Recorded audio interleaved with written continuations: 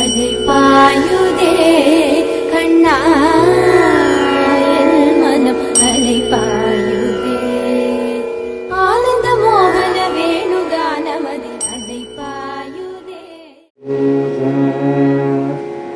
ஓங்கி உலகளந்த உத்தமன் பேர் பாடி ஓங்கி உலகளந்த உத்தமன் பேர் பாடி நாங்கள் நம் பாதைக்கு சாதி நீராடினால் நாங்கள் நம் பாதைக்கு சாதி நீராடினால் திகின்றி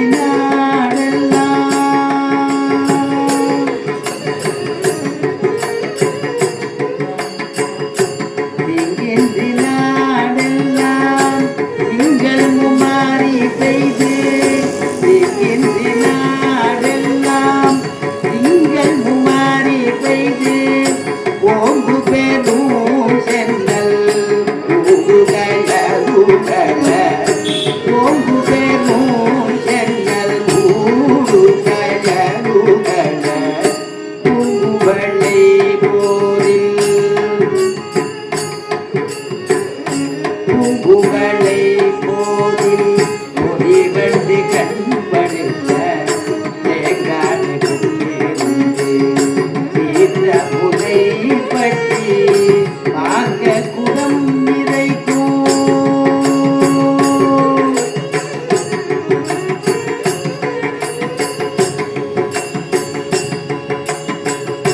வாங்க குடம் நிறைக்கும் தள்ளல் பெறும் குடம் நிறைக்கும் வள்ளல் பெரும் பகுக்கள் நீங்காத செல்வம் நிறைந்தேனோருவாய் நீங்காத செல்வம் நிறைந்தேனோருவாய் நீங்காத செல்வம் நிறைந்தேனோருவாய் ஓங்கி உலகளந்த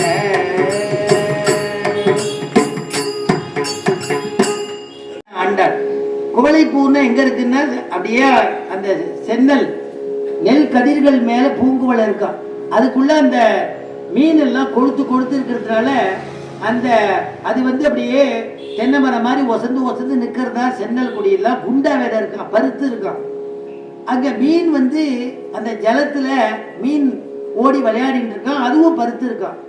அந்த மீன் உள்ள நுழைஞ்சி அடுத்த இடத்துக்கு வெளியில போறதுக்குள்ள உடம்ப நுழைக்க முடியல. ஏன்னா சென்னலும் பருத்து இருக்கு, மீனும் பருத்து இருக்கு. இப்படி வாழை அப்படி அடிச்சுட்டு உள்ள நுழையும் பொழுது மேல இருக்கிறது அப்படி ஜூலா மாதிரி அப்படி ஆடுறதுதான். அந்த குவளைப்பூல மதுவை தேனு சாப்பிட வந்த வண்டிகள் உறங்குறதும் அதுக்கு தூளி ஆட்டுற மாதிரி இருக்கும்.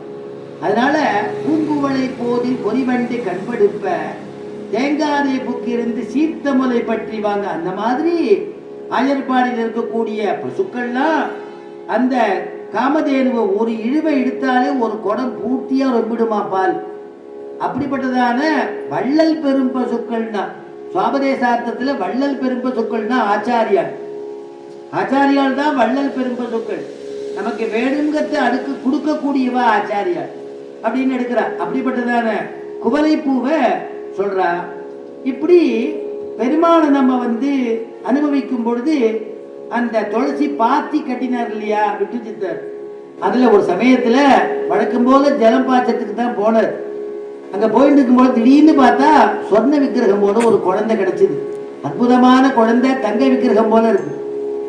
அந்த குழந்தைய அப்படியே தூக்கினார், உச்சி முகந்தார். உடனே அசரீரி வாக்கு கேட்கறது, விஷ்ணு சித்தரே இந்த குழந்தைய உண்மை குழந்தை போல வளர்க்க வேண்டியது, இந்த குழந்தைக்கு கோதா அப்படின்னு நாமத்தை இட வேண்டியது, பேர் வைக்க வேண்டியது அப்படின்னு அசரீரி வாக்கு கேட்கறது. அந்த குழந்தை கிடைச்ச என்னைக்கு கிடைச்சதோ அன்னைக்கு தான் ஆண்டாள் அவதாரம் பண்ணிடுறதான தினம்.